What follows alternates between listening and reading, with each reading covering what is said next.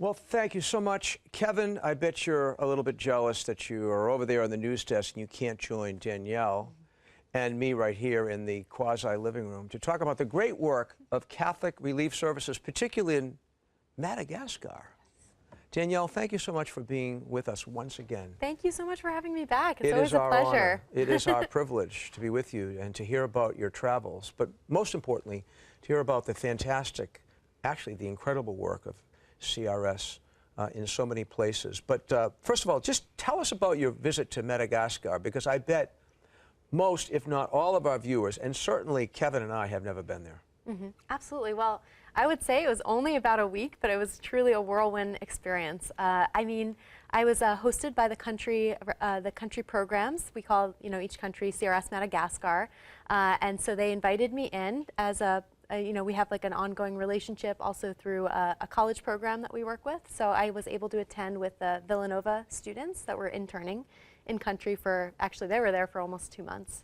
So I tacked on to the end of their trip and I got to experience so very much. I was in the city capital, Antananarivo, and that's where our CRS main offices are located. And then we also got to visit different parts of the country. Can you just help us, because my geography is bad, can you situate Madagascar in global geography to help us to know where it is?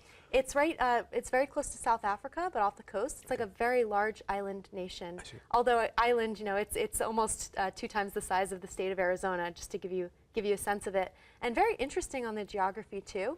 If you look at it, this is what I've heard from talking to a few people, they say they think it actually broke off from India and kind of came down and hit into Africa that way in the breakup of Pangaea. So a little fun fact.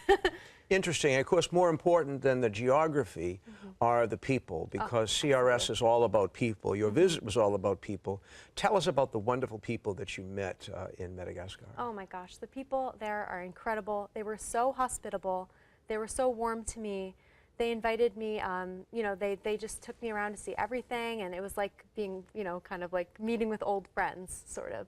I was seeing an image, that was a group of people, I think low-income housing for people. Oh, that photo may have been. I think I also saw a picture of our Silk programs, which is the small lending communities.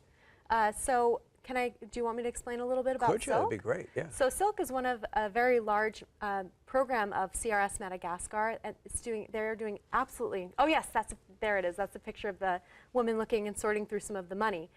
It's a microfinance initiative, and it's something that has spread very rapidly. So as you know, because the communities are so afflicted with poverty and like very low income, very few people, like regular people, have access to credit like we do here in the United States. So what they do, they kind of create their own banking system. I see. It's mostly with women. You saw mostly women in that photo. And it's meant to help them take in small loans, and then they can use it for either creating businesses or driving it into their agricultural endeavors. And it's had very profound effects for people. It takes a very little to start it up. It's a small pot of money. They all contribute, so it's extremely sustainable. And they found, I actually had spoken with one of the leads on that project in CRS Madagascar. She says for the first year or two, sometimes you see, people will take out loans to pay for things like living expenses. And then over time, it really catches on. We work on financial literacy.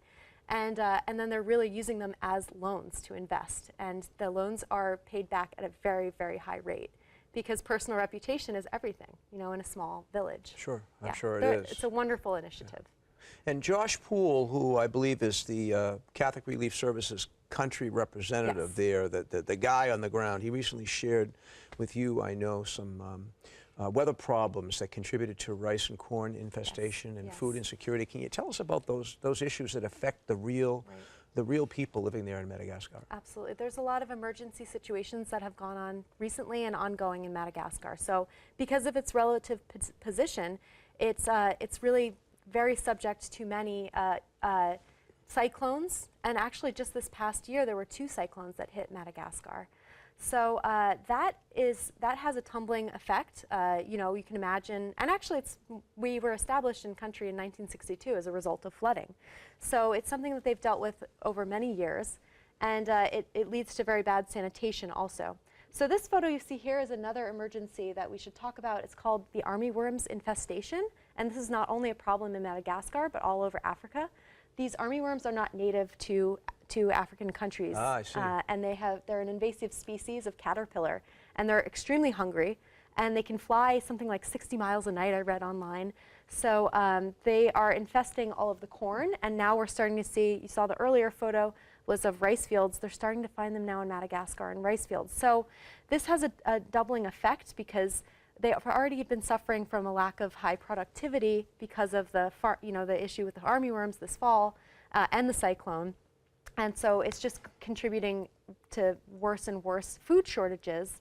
So in southern Madagascar right now, there's and the past several years, there have been extreme drought situations. So all of these things come together, and something like, it's estimated about 50% of homes in Madagascar are food insecure. You know, these are the real stories, these are the real people, the lives that are touched by Catholic Relief Services.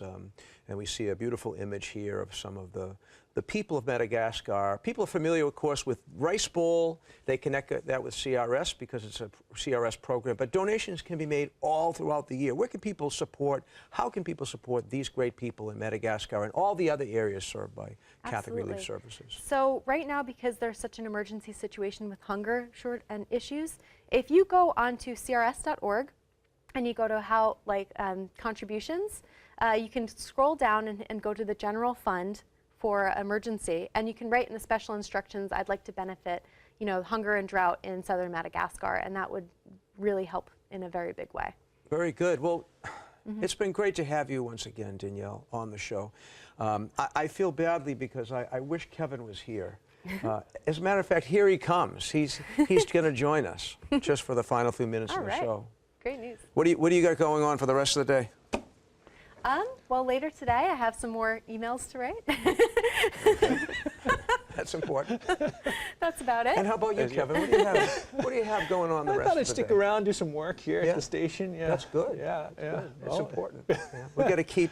Not as exciting as being in Madagascar, that's for sure. No. You didn't show us this little piece here. Well, so I know we spoke about a lot of issues in Madagascar happening right now, but what I loved about it was the beauty of the place, the natural beauty and the people, and so it's actually a very big site for tourism, and I just wanted to show this handicraft because they do these incredible inlaid woods and encourage people that you should travel to Madagascar because I loved it, so I hope you will too.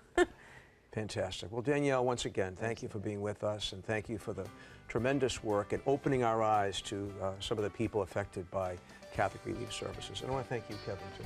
Thank you, Bishop Reed. It's always a pleasure to host with you. This is the day. It is. And the